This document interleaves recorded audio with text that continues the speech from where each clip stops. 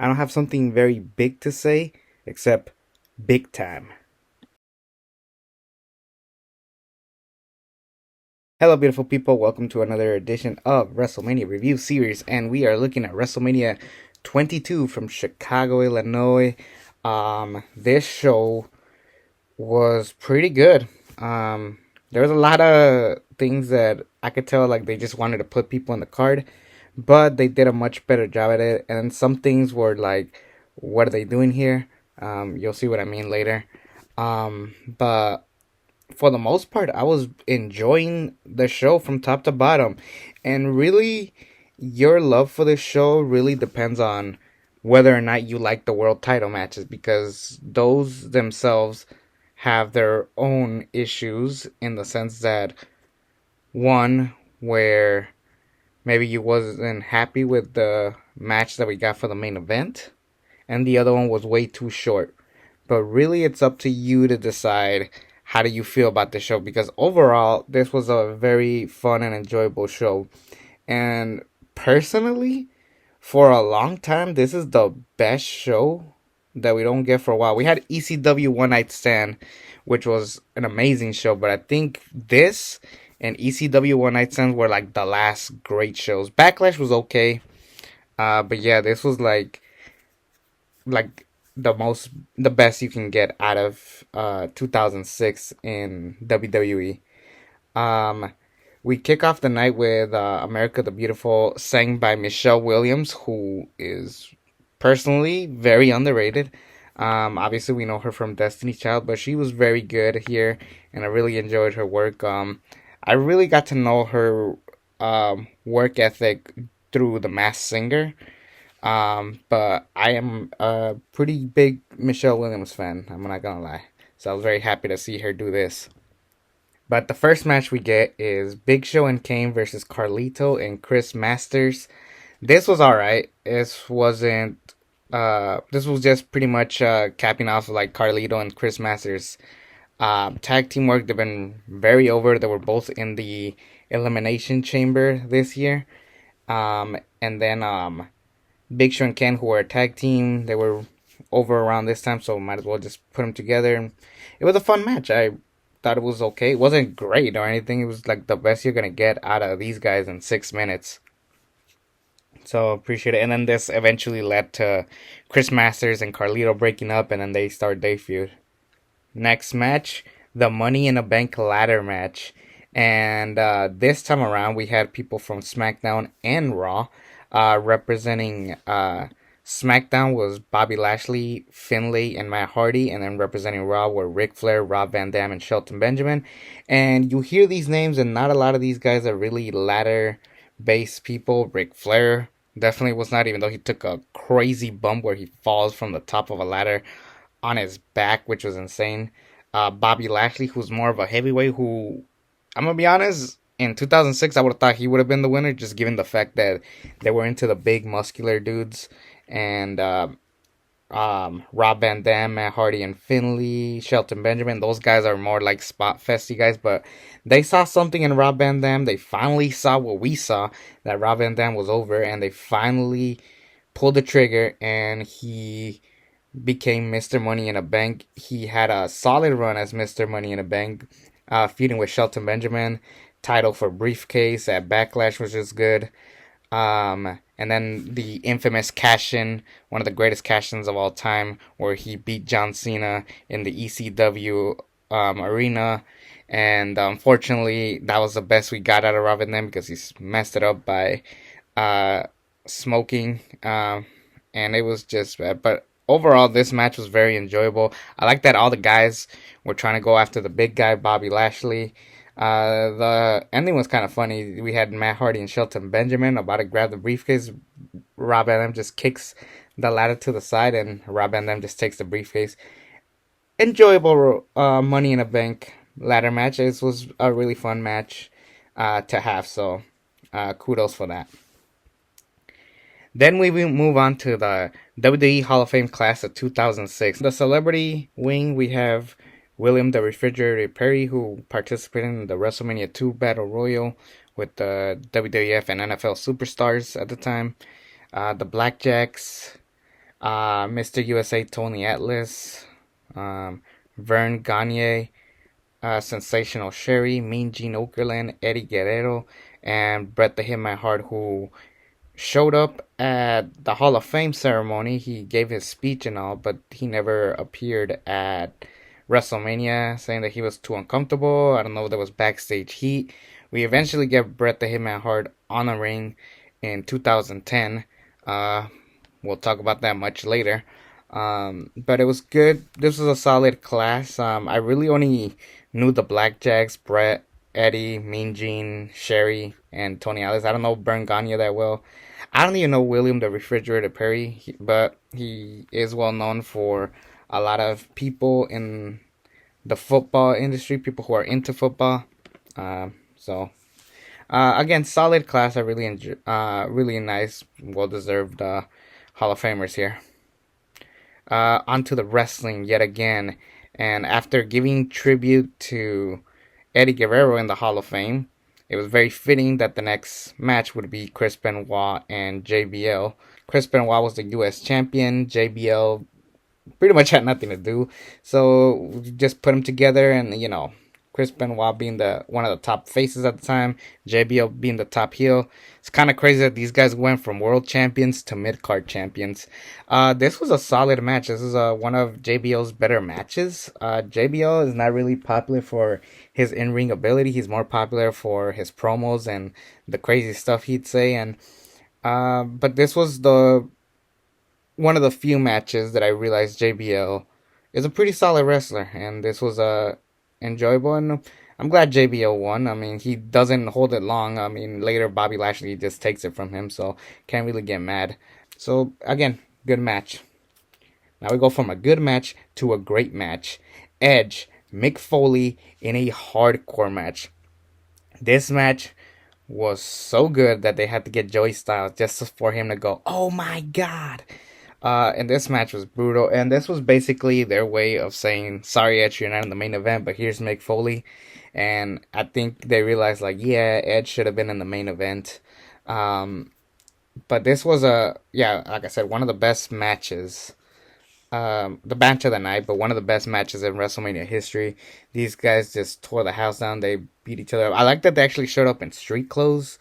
We'll talk about all the spots, but this was bloody, this was gore.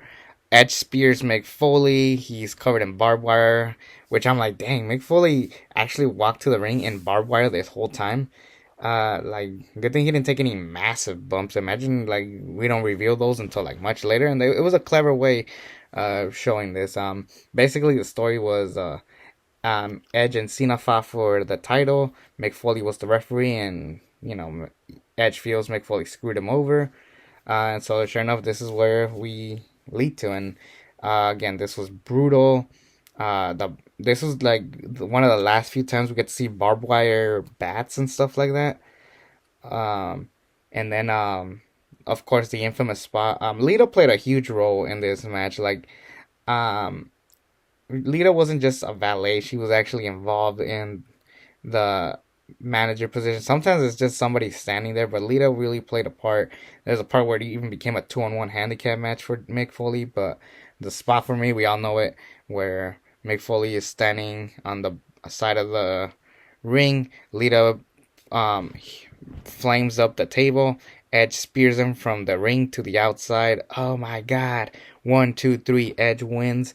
And man, and that was real pain because Edge is just shaking as he's pinning him. And then when he gets up, he's shaking the whole time.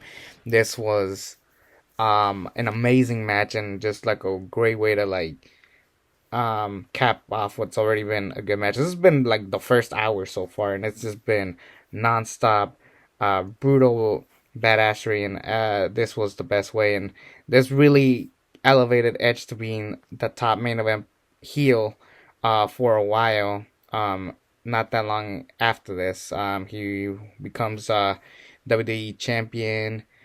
He had a great feud with John Cena. Actually, side note, Unforgiven 2006. That is another great pay-per-view in 2006. Maybe I'm underestimating 2006. Maybe I'm confusing this with 2007. That year was awful. We'll get to that next year. But, yeah. I really Really enjoyed this match, and everybody knows it from top to bottom. Even if you haven't seen the match, you know that spot where Edge spears Mick Foley.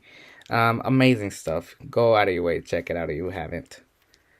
Boogeyman beats Booker T and Queen Sharmell in an intergender handicap match. Wow. Imagine that. Booker T went from losing to the Boogeyman to becoming the World Heavyweight Champion and, of course, King Booker. If anything, there should have been the tournament. Like, imagine if we had the tournament here. Like, we had a tournament to determine who was going to fight John Cena for the WWE Championship. We should have done a King of the Ring tournament instead. I would have made it Booker T and Shawn Michaels because clearly both men needed to do something cool. And this would have been the perfect way to finally get Booker T and Shawn Michaels. But, man, this is just embarrassing. Boogeyman, I like the character, but when they put him on the top, like, it's similar to Eugene. He was funny and entertaining, but when you put him on with a marquee caliber main event player, it really hurts that main event player. And luckily, this was like the last awful thing Booker T did for a while. So, I mean, kudos for that, but this was hands down the worst match of the show. On to the best built match of the show. Mickie James beating Trish Stratus. This feud was awesome. It was for the women's champion. Trish Stratus, we all know she was one of the most over women in the division. Mickie James was just obsessed fan. Trish Stratus just wants her away. She's like, you're creepy, you're weird, you're very obsessive, and Mickie James just gets angry, and we have this feud. Fun fact, in WWE SmackDown versus Raw 2010, they do a Road to WrestleMania with Mickie James, and they do the same thing but with Natalya. But man, seeing this in person was better, and even at Royal Rumble 2018 when they saw each other one more time, that was an awesome moment. This just was one of the best built women's feuds of all time. It was very fun. This was a good match. I wasn't a big fan of the finish with the kick, just knocking out Trish, but I did like that Mickie James used the Stratisfaction as well. There's a uncensored moment of Mickie James grabbing Trish in a part and licking her fingers. But it did get her the win, and honestly, this was a very fun match. One of the last good women's matches in a while. Because from here on out, the women's division turns into the Divas division, and it just becomes awful wrestling from here on out as far as the women go. Funny enough, we don't get a great women's match until WrestleMania 32. That is 10 years from now, so that's kind of a odd coincidence, something I just caught on as I was thinking about it. But yeah, anyways, go out of your way, watch Trish and Mickie. Hopefully, if you're lucky, you get to find the uncensored version of this. But yeah, good match. Let's move on. Undertaker versus Mark Henry in a casket match. They were building up Mark Henry after he was the one to injure Batista. They took advantage of this and built up Mark Henry. He failed to win the world title from Kurt Angle. He cost Undertaker the match, so they just put him here. Again, they were just thrown together just because they needed to build up Mark Henry. Undertaker, I don't think had really much to do, so just have him here. I thought that this match was okay.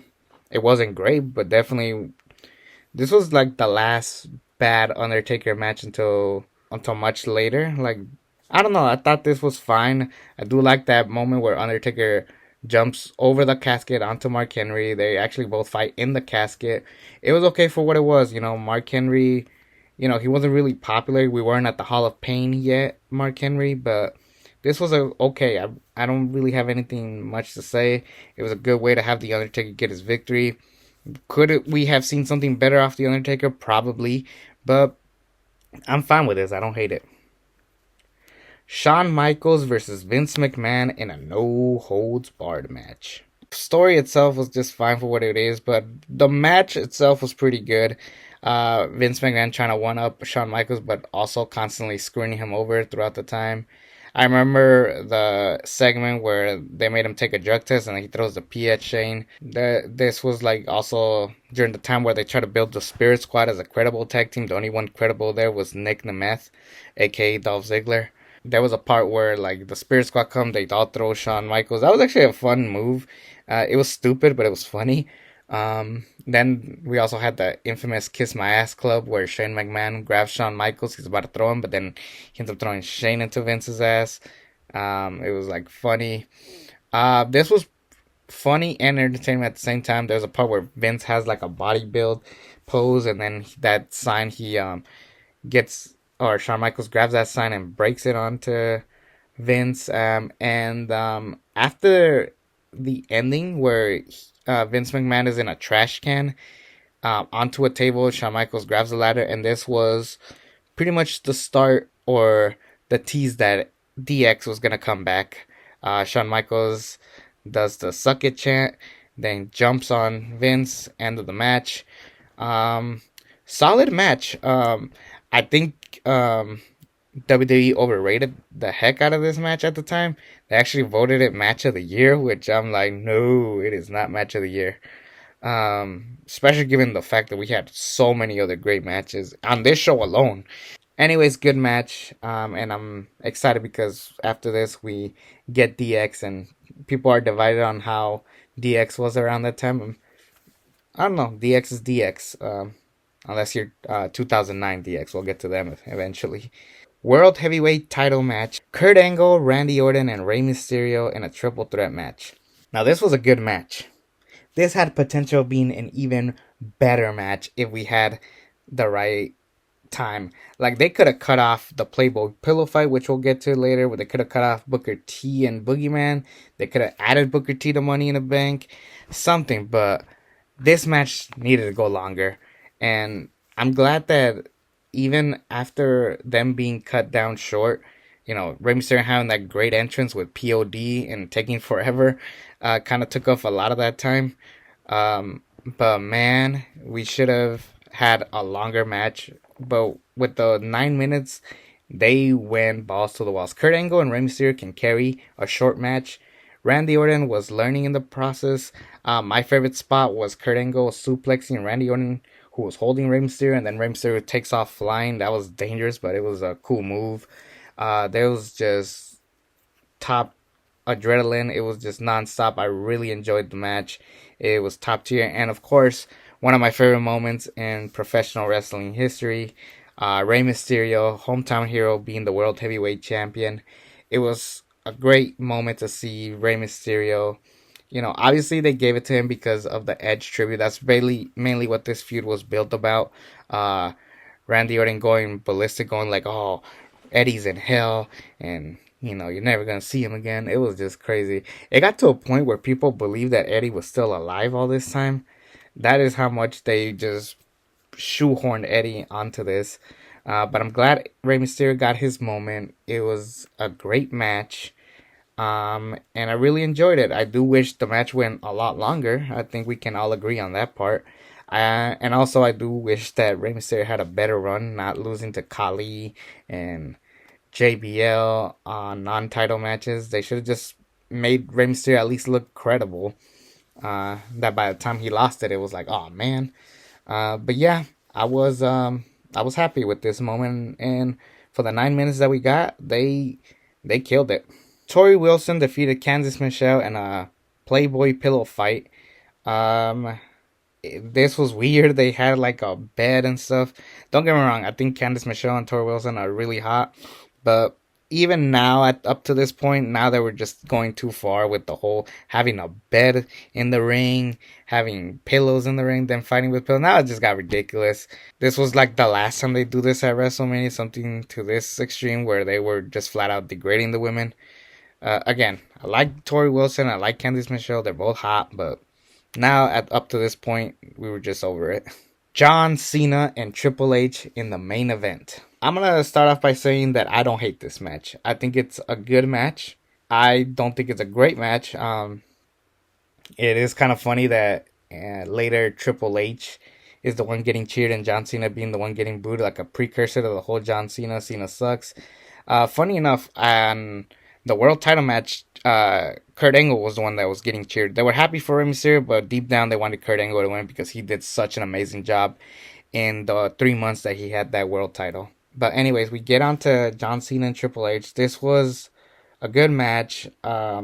This started the yay boo hits. The entrances were pretty good. It was actually one of my favorite John Cena entrances. Him coming out like a thug from Chicago with the gun and all. We see CM Punk in there. Triple H had this like Hannibal entrance, which was a little bit goofy, but I guess it worked for his character. The match went a little too long, I will say. And I think that these guys ended up having better matches years later. Particularly, my favorite was Night of Champions 2008. That was my favorite Triple H Cena match. This one was a pretty good one, too. I would be curious to see what the timeline would have looked like with Triple H winning, but then again, we wouldn't have gotten DX and we wouldn't have had Edge, we would have had Rob Van Dam. So, really, this main event had one mission, and that is make John Cena an official main event player. Because last year he only fought JBL and he wasn't in the main event. So this year was his chance to main event and beat a top guy. So for that, I do appreciate it. Unfortunately, the crowd didn't appreciate it. I think at this point, John Cena was shoehorned to the point where it was just getting a little ridiculous. The finish to John Cena and Triple H had people divided. John Cena made Triple H tap out. Eventually he had to make people tap out with that move. I wasn't a big fan that years later he kept doing it to everybody. We'll get to those matches when we get to them. But for the most part, I can't really complain about this match. I really don't have much to complain about this show. The only true amazing match was Edge and Mick Foley. Everything else was good to solid, great. Again, I wish Ray had his moment with a longer match.